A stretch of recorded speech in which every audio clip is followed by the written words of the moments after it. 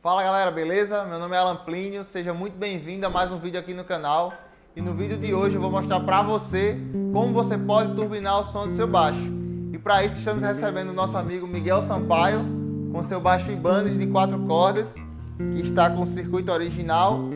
E hoje nós vamos ter o prazer de mostrar para você o som dele antes e depois da instalação do circuito da de Oliveira.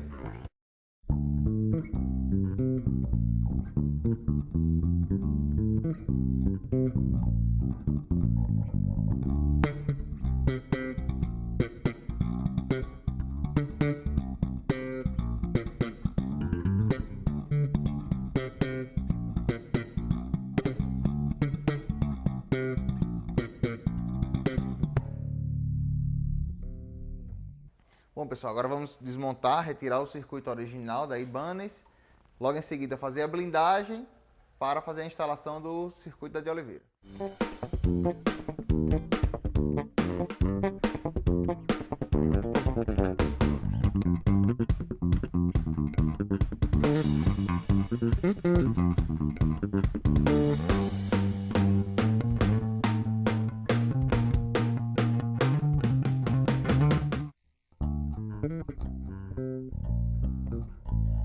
Estamos com o volume dos dois captadores aberto e as frequências todas estão flat.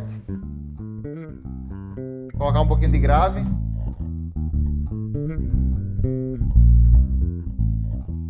O grave está flat novamente. Está um pouquinho de agudo.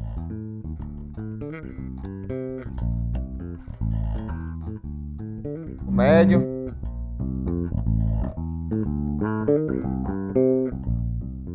Agora eu vou zerar o grave e vou ligar o tone cheio.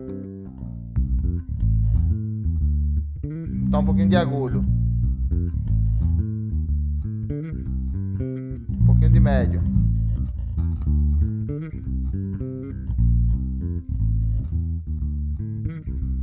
Vamos ver slap.